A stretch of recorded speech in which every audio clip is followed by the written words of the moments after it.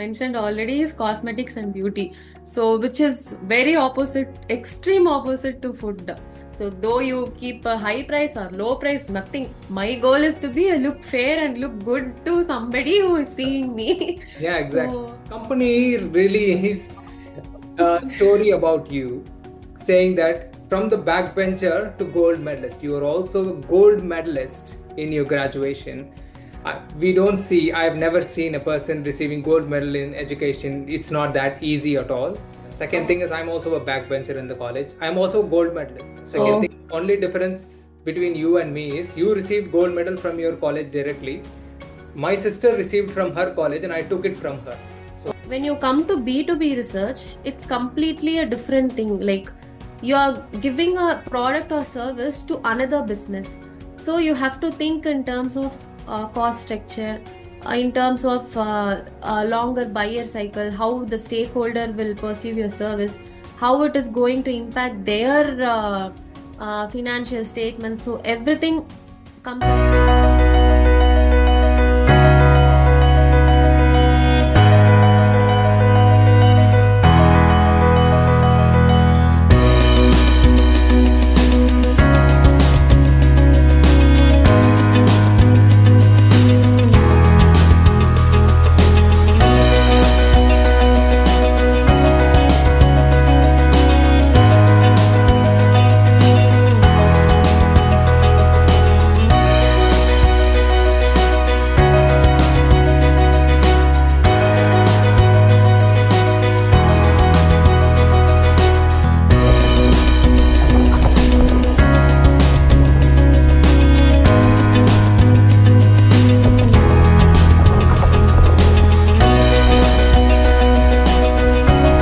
us from Tamil Nadu, Mrs. Priyadarshini, who has great experience in procurement and market research. She worked in many positions in big companies. She also has her own brand. She also did start a new small firm, a little startup recently, and lot of achievements, lot of commitment towards the entire career, lot of things we are going to discuss in today's podcast. Priyadarshini, it's wonderful to have you in the podcast. Thank you so much for accepting my invite. Welcome to Undefined. So, Yeah, thank you. you are an employee of Bureau Incorporation, which is one of the biggest companies. You worked as a senior and analyst, and then you worked in many positions in many companies.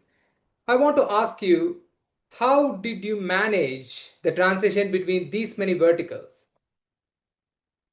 So actually, to be honest, I have my long-term goal is to become a independent entrepreneur. So if you want to be an entrepreneur, you should work across various domains and you should gain experience from that. So transition, working under different verticals helped me to gain experience in each industry verticals. So my goal was only one thing. So fixed to the entrepreneurship. So I didn't change my goal. Only my industry vertical changed. Accordingly, I have improved my skill set as well. So that is the reason which helped me to change the industry verticals. But each and every industry verticals, I have learned new skills. Like you say, in manufacture sector, you just learn how to manage things, how to form the assembly line, how to manage labors, everything. And if you go to marketing and sales, you should be like thinking like how the customer perceive your uh, be an advertisement or a product or a service, anything. So these are things which I have learned from all industry vertical, and that is why I've got so many achievements, and it gave me some strength to start something new according to my regular 9 to 5 job. So yeah.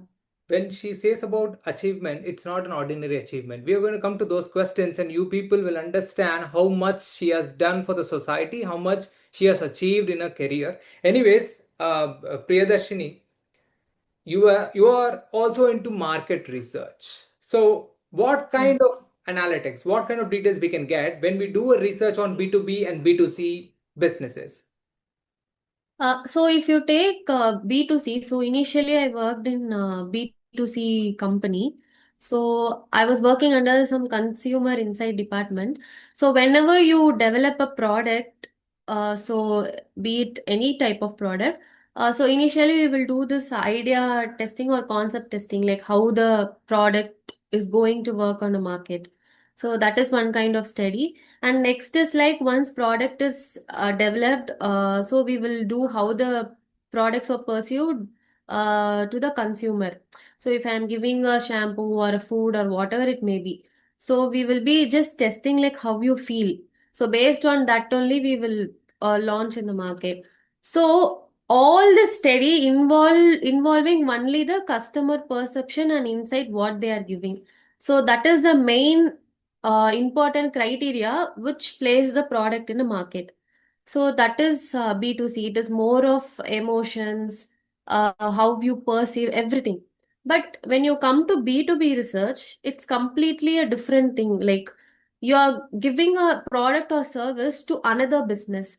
So you have to think in terms of cost structure, in terms of longer buyer cycle, how the stakeholder will perceive your service, how it is going to impact their financial statements. So everything comes under that. So you mainly think of the ROI and cost impact. So how come taking this service or product from you help my business to save a cost or optimize my strategy or optimize my supplier.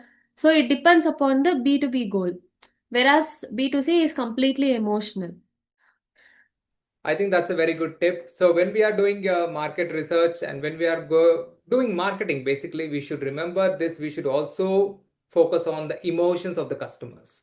Yeah. That's a great tip. Thank you so much, Mrs. Priya. So here's the first thing which I want to ask you. You recently won South Indian Women's Achievers Award, one of the prestigious award, which is not given to everyone, which is it is not Mhm. easy to win that award. So I want to ask you, how was the experience on the whole, and if any woman who wants to possess a particular quality to become successful in the entire career, what would you say? What would you refer her? Actually, to be honest, I myself didn't expect that I will be being in a nomination stage. So winning is something different, but Okay. for nomination itself, it is. I Yeah, didn't expect because it was like around five state women competition, and it's actually I didn't even think that these people will call me and all.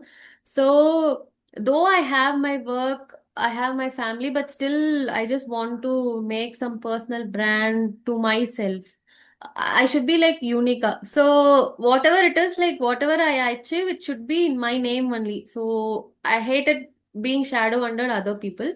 So same thing. So I have my sister, so who is also like kind of handicapped, not full okay, but she can able to do her work, but slightly in walking stage, she is kind of struggling. So I thought, okay, I can just help her. So from my childhood, I have just grown with her. I have seen her. I've seen her struggle, everything. So that thing has raised me and knocked my inner soul that we need to do something. Okay, at least I have my sister who's me, who's helping her. But there are people who are not having such kind of parents or such kind of sister who are helping those kind of people. So that is why I started volunteering many NGOs and everything. So I used to go and teach underprivileged students. I used to help getting placements for them. So this recognition has gone by somebody, and somehow they have find my profile and they started interviewed me. So I was just telling the same story to them, and they got very emotional, and they have just given the title change maker also because of that. So I'm just still willing and wishing to help those kind of people till my last breath. Even though I don't have whatever I have, with all these things, I'm just want to help them that in is one or the amazing. other. Nobody will say that, first of all. Nobody will do that. You are actually doing that your family should be really proud of you, because see, your sister should be proud of you having such a great sister to help you with the career, with the life. It's really, I'm so thankful for you, and we are really grateful to have you in the podcast again. And yeah, Priya, so you received and you won the South Indian Achievers Award for being a change maker, and Yeah. you have helped, and you have also, created a proper identity being a change maker. Not only for you, you also guide a lot of people with you. That's wonderful. So, Priya, recently you also launched your own brand, and also you have a startup called Stealth. Please, we would like to know more about that. So actually, stealth startup is just an idea, so I'm just working on that. Okay. So apart from that, I have Hassle Pure brand, which is have recently started, but it is in processing stage. It's not completely a running stage business or something. So uh, can I share about it? But still, I didn't launch, but people Okay, will it see. doesn't matter. See, it's not about you launching. You have an idea, you're speaking about an idea. So you can tell about what is the brand about. What are you Okay. planning for the brand and everything. And if you have a date of launching, you can talk about launching. Okay. Okay. All those things. Yeah, so actually this brand, to be honest, like since I am a researcher, I've just researched many fields and everything, like what is going to work in current market as well as in the future market. So I didn't end up in this brand within a day or a week or something. So for past 6 to 1 year, I tried working in different fields, and I've tried working in different industries and different types of business with many peoples. So because of that only, I know which industry, vertical or product or service will work for me in a long run. Okay. So while working across all this domain, I just found a space, a gap in a market in two things. One is food, the another one is like cosmetics and beauty. So initially, I thought of starting a food brand, so-called masalas and spices. But since I am a woman and I have a family responsibility, so every now and then I cannot concentrate on a complete manufacturing thing.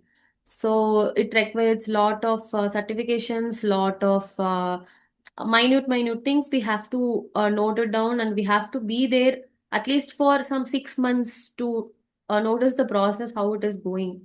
And also in food there are many chemicals and adulterations are happening now. So having this on people's mind, we cannot create awareness where my brand is going to be organic. So if you come for organic now, it has been placed under a higher price, where Indian consumer won't go for higher price even though the quality is best. They Okay. want the cheapest price with, yeah, quality they won't mind. Only the price kind of people. We Exactly. are pricey people. We're all from India. So Come on. Yeah. yeah, and also convincing them for higher price is also very difficult. Maybe for 1 or 2 times they can buy, but in the long run we cannot Yeah. tell. Definitely. They So become smarter. They become true Indian that time. yeah, Yeah.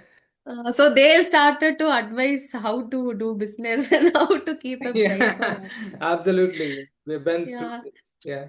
Yeah, so another gap which I found, which I have mentioned already, is cosmetics and beauty. So, which is very opposite, extreme opposite to food. So, though you keep a high price or low price, nothing. My goal is to be a look fair and look good to somebody who is seeing me. Yeah, exactly. So, and also, even for hair care, also it is same thing. See, I have a thin hair, I have a white hair, nothing. My hair should be looking shiny, and some hair should be there in my head. So that is the concept how we people are following. So this, Fantastic. You gave a beautiful explanation. That is how actually people's mindset is. yeah. So finally, from my research, I have just ended up in these two things.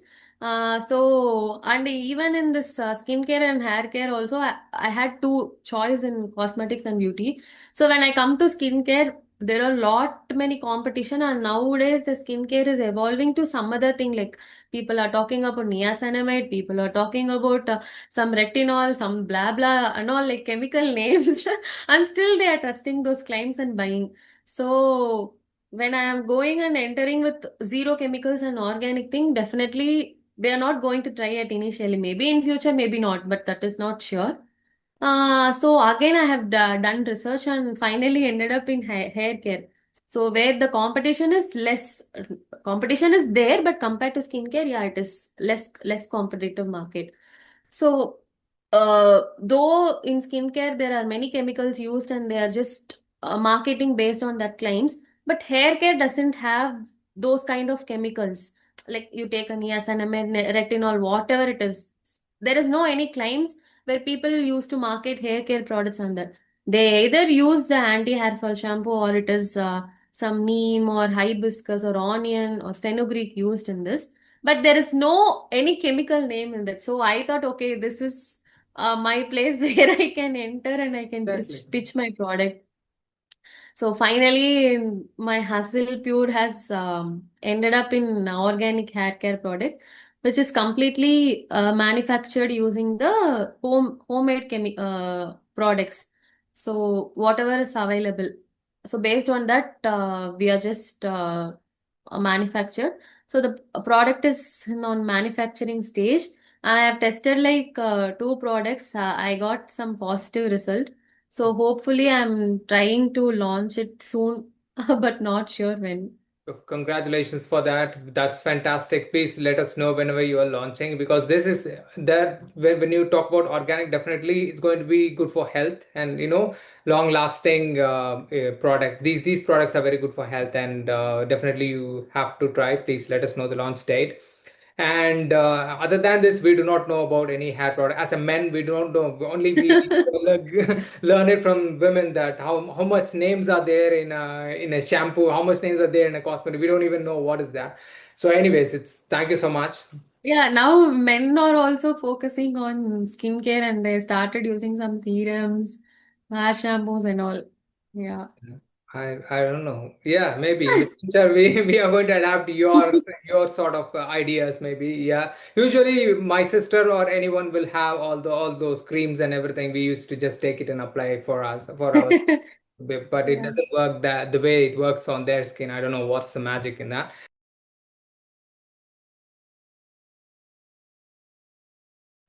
I'm going to ask about your background and family for a moment. You did your education in Tamil Nadu, in Vidya Mandir, uh, in Maharishi Vidya Mandir School, if I believe. It's one of the biggest schools in India. You're from Chennai or Coimbatore? No, I am from Hosur, Hosur. Okay. Hosur is a part of Tamil Nadu, but it is near mm, Karnataka. And Karnataka. yeah, that's wonderful. And you also did your undergraduation, and then you did your PGDM, and then you did your master's in business administration. Above all, you're a backbencher.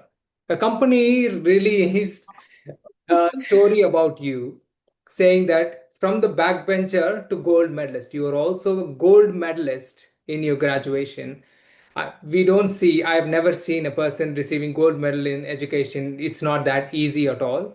So, talking about that, what motivated you to get to great heights in education? Yeah, so actually, to be honest, like from my childhood days, I will be like a darker skin girl. I'm the only person with some dusky kind of tone. So like people keep some names and started to identify based on my color and appearance only rather than my knowledge or some skills or some attitude. Okay, so based on that, they started to tease me. So day by day, like I just demotivated myself, and every time I'll go and end up sitting with my parents. Crying on their lap like why to me so they used to convince me like, no, appearance is not going to be a matter in the long run. So only the skill and knowledge will speak. So even though you are having dull skin or darker skin, whatever it may be, only for a moment they will notice. But when you're showing your talent or skill, the people will remember that only, and how kind you are to the other human being, to the stranger. So only that matters. So like that they used to motivate me, and that is why that is the starting point where I started to focus on my skill. So from there, I learned. I started networking with high profile peoples. So from their experience, I gained some experience to me, and applied those experience in my journey, and that is how I evolved. So, but I'll be focusing on my work properly. So while studying, I'll study. While playing, I'll play. So all kind of things will be there. Actually, when I was doing my MBA, my father didn't allow me to do that, but my mother supported me in that. So, so because of that, my father and mother didn't talk for some The days, primary and I didn't reason talk. your father didn't allow is your age goes up, you have to marry at the certain age. That's what Yeah, your mindset of your father. That's the primary reason he did not allow. reason. So It is yeah, not and also completely he there. told. Hmm. So during my MBA days, we used to invite CEOs of other companies, and we will give the guest lecture, and we organize programs and all. So by that, I just started networking more, becoming close to them. So whenever I want, like I can have a contact, at least a backup contact for me. So that is the reason why it I have received gold medal. So even the gold medal was not on based on my marks. I didn't get gold medal for a good studious student. I got for outstanding performer. So which includes all with steady extracurricular activities, whatever I have done during my MBA days. So yeah. Fantastic. That is really, really interesting story. So it's not easy to get whatever you say, but it's not easy to get a gold medal. You have to really work hard for be it an extracurricular activity, be it. Yeah, and during that time also COVID got hit. So somehow we managed getting placed in companies and completing my MBAs, also managing all this thing and all. So there is no need to get demotivated at all. People say a lot of things. It doesn't matter about what is the thing actually what you said was right. So it's all about what we ourselves projecting to the world. It's not about the world thinking about me. I never bother about it. And second thing is I'm also a backbencher in the college. I'm also a gold medalist. So Oh, only difference between you and me is you received gold medal from your college directly. My sister received from her college and I took it from her. So this is this is my gold medal. So anyways, I never study at all. I don't go to college maximum. That's why I say no need to get demotivated up for the stupidity of the people, whatever they imagine in their minds. We are not responsible for that. So it is not how they think someone thinks about our color or our personality. It's not going to do anything. It has got nothing to do with what we are performing. It's if we take it inside, that is where it will impact. Anyways, that's fantastic. That's a really good story, but I will edit a lot of things in that. And yes, and yeah. So let's talk about the big thing. You are also helping underprivileged children through Gold Heart Foundation. You have done so much volunteering works in your entire career, helping people, guiding people, which we understood clearly from your conversation. And you also had an opportunity to attend an event, Evolve 4.0, where you got to meet some great personalities. Let it be Star Vijay TV personality, let it be the founders of the biggest clothing company, Pothys, or be it a Accel company. You met great personalities, including the governor of Tamil Nadu. So, how was your experience meeting these amazing people, and what kind of golden insights you got from the event? yeah. So actually, it was a event that was organized by CII. So one of like most of my friends are working there, and they just referred me for attending this event. So my mindset was to get to know like what are the struggles and how they become successful in their business, so that I can implement those learnings in my journey, be it a business or a job or managing a family. whatever it is.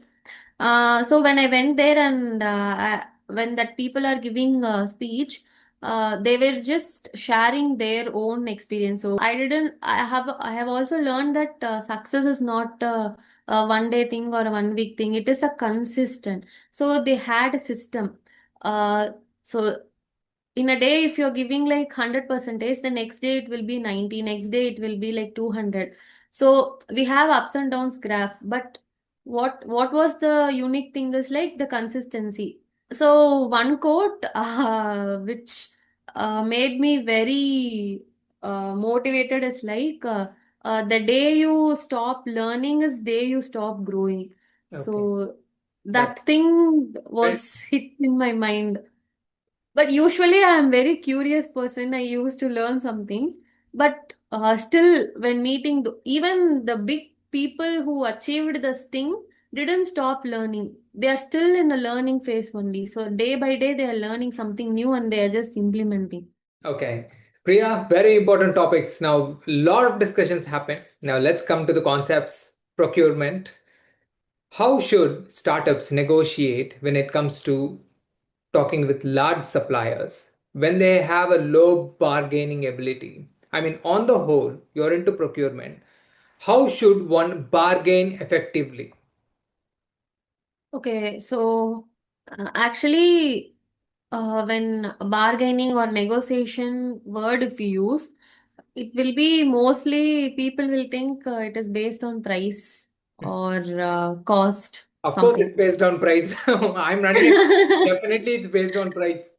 No, but apart from that, we have many things. If you take procurement or supply chain negotiation, so we have to negotiate based on the contracts. Okay, okay. So if I am, then you have to negotiate based on the transparency of the service or a product which you're going to get from your supplier. Then you have to see about the transparency. So if I'm engaging with you for like 3 to 6 months, how you're transparent with me, with your service or a quality, whatever it may be. So based on this only, the pricing plays a role in that. And also we should negotiate on the volume and everything comes under the place. Okay. And yeah, and also there is a certain supplier criteria also. Mm, So how the supplier was engaged with another business, how he is providing the service to that business. So mm. whether that business has renewed the contract with him. So if they are not renewed the contract, why it is so? What made that people to not renew that contract? So whether that reason would affect our business as well in a long run. So these all plays a major role in negotiation. So it is not only price, we have other parameters also in place. So as a startup also we should see all this criteria.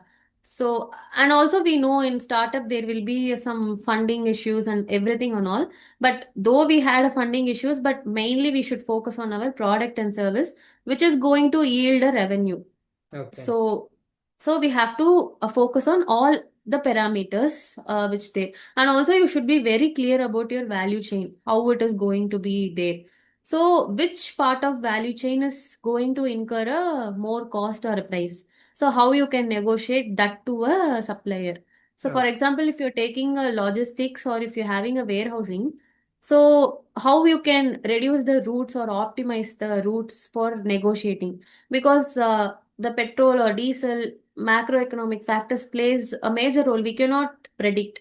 So Mhm, it is unpredictable and uncertain. So even in that uncertain cases, how we are going to react it, mhm. whether we are, how our RFPs plays major role, how our supplier buyer relationship is going to be there. So everything comes under that negotiation contract. So Okay. it is not only about price, it involves all other things which Okay. end up in pricing.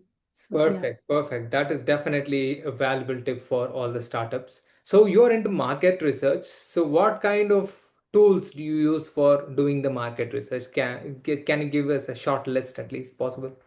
So it is not, there is not a particular tool. Okay. So we use like vast number of databases. So if you take for B2C, only the Google Excel Word document we use. So only the consumer input is our main criteria. Yes, So yes. if you want to analyze that, we will use Excel for analyzing or Tableau or Power BI to know the visual representation of those insight. So that is the one thing. And if you come to B2C, we have mainly we will use PPTs, words, and Excel only.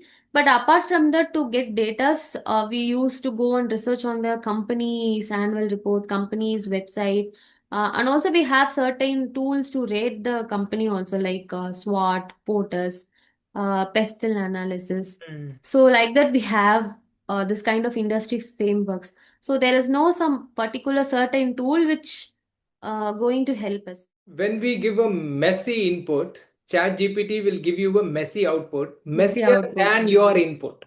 So Yeah. always remember, you have to use structured prompts when you're writing ChatGPT. There is two prompts. Yes. One is generic prompt, one is a structured prompt. In general, if you Yeah. speak, it cannot understand. Yeah. And also there is a saying also like two people can use the same tool, but one finds data, one finds the opportunity. Yeah. So we should be very careful in doing these things because we are running with big business who are turnover is like billions and billions. So with a small input, we should not mess up them and as well as us. Yes, So yes, we need definitely. a kind of critical and analytic thinking also to put it up That's a here. wonderful advice. That's very, very true. Okay. So, especially for guys like me, I have to really work on that without messing up the huge companies and taking it to the full ground. Anyways, thanks so much for that. So, we understood that there are no specific tools in market research. However, yeah, the tip which you gave about Google and Excel, that will work it out for B2C customers. So, talking about retail stores. When is the right time for these retail stores to expand to multiple locations without incurring any losses? So actually, let me put like when you should avoid. So first thing when you have to avoid expanding is like for a ego thing. So many people will have self ego and which end ups and create disasters. So that is one thing. And next thing is because my competitor did, even I should do. So that is not going to work.